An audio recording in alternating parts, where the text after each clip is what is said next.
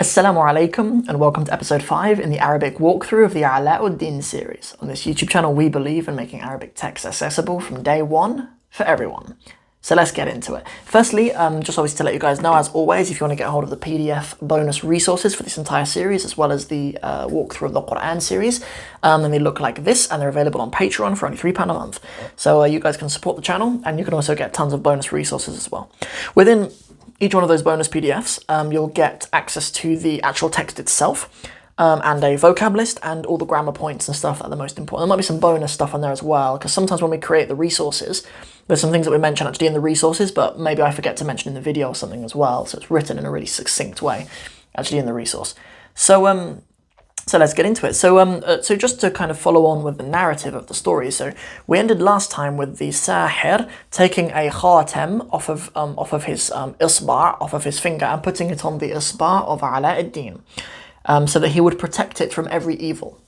Okay, so let's see what happens next. What happens now that ALADDIN has this ring on his finger? Good. Okay, so let's continue, inshallah. I'll put the text up on the screen. Okay, so we actually come to another chapter.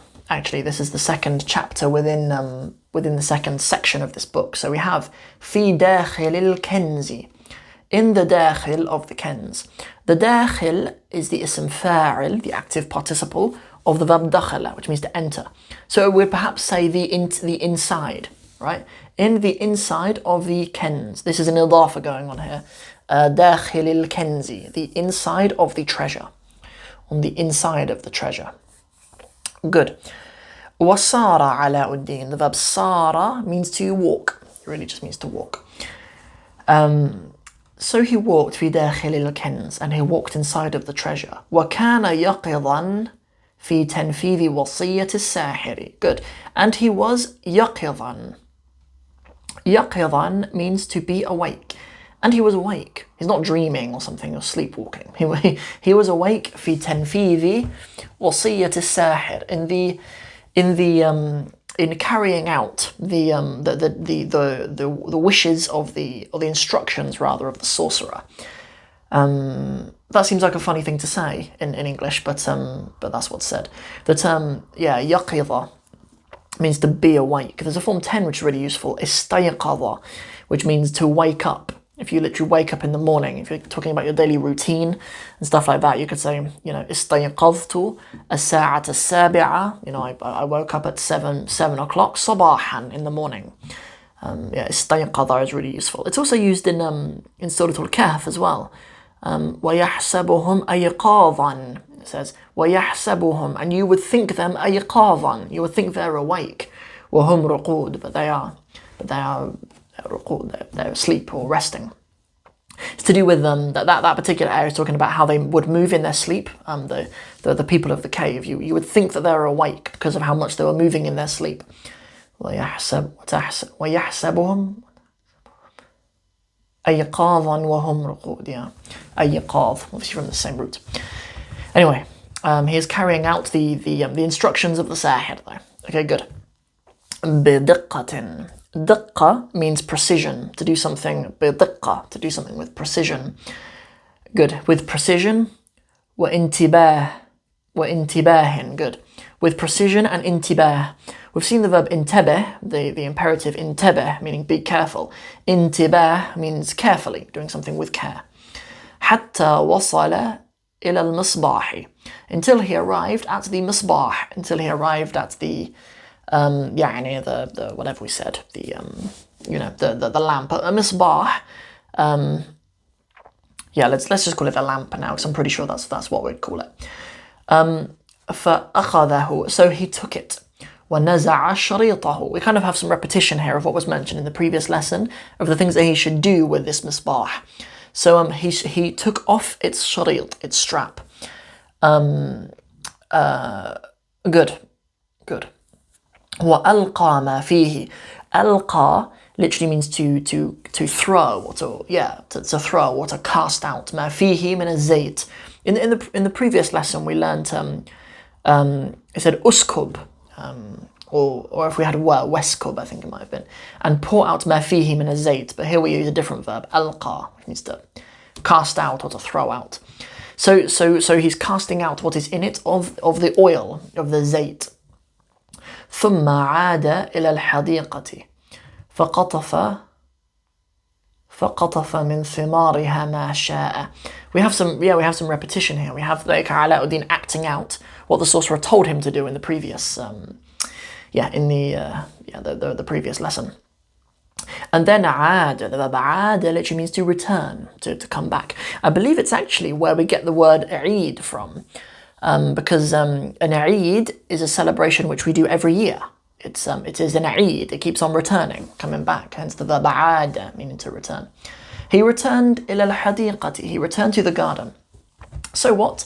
فقطف, so he picked min thimariha, of its fruit, ma sha'a, what he wished. This is the same ma sha'a as in the expression ma sha Allah. It's exactly the same.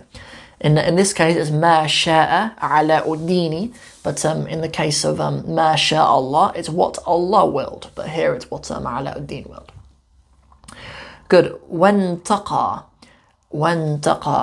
and he selected. I mean, the author gives us a synonym of this, واختار, which happens to choose. اختار, a ikhtiyar is a decision. اختار, to select and to choose. Those are pretty synonymous, really. Yeah, انتقى and اختار do really mean the same thing.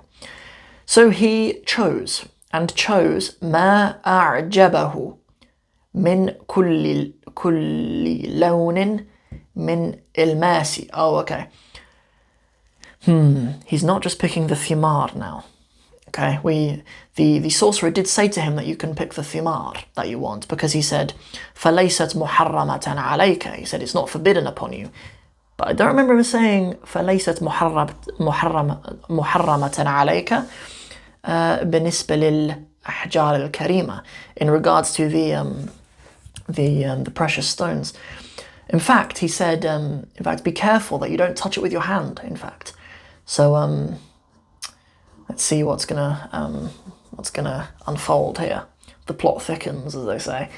So anyway, so he selected ما أعجبه, what pleased him, من كل لون, of every color, من الماس, of diamonds, was zumurrud, the emeralds, I believe that was, والياقوت, and rubies, والمرجان, and marjan really means coral, but coral, I don't know how that's precious. I mean, maybe it's similar to like pearls. We know coral as in like coral reefs, like the place where like under the sea where animals live and stuff. But but that's actually the word marjan. That's what it means. But perhaps there's like other precious things that come from the coral or whatever that are being referred to.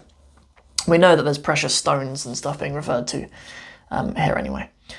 So that's actually everything for this particular text. So as usual, let me just do a quick little run through, inshallah. So we had inside of the treasure. Okay, ALADDIN walked inside of the treasure, and he was awake in carrying out the instructions of the sorcerer with precision and with care until he arrived at the lamp. So he took it and he removed the strap from it, and he cast out what was in it of oil. And then he returned to the garden, and he picked from the fruit what he willed. And he selected or chose what pleased him from every colour of diamonds and emeralds and rubies and coral. So that's it for episode 5. Hope you guys have enjoyed this. And if you have, then please don't forget to like and share it with anybody who you think would benefit from more exposure rather to Arabic texts and these kinds of walkthroughs. And please subscribe to the channel as well, because that goes a really long way in helping us in the algorithm and stuff like that to help reach more people. So that's everything for this episode. See you guys in the next one next Monday. Assalamu alaikum wa rahmatullahi wa barakatuhu.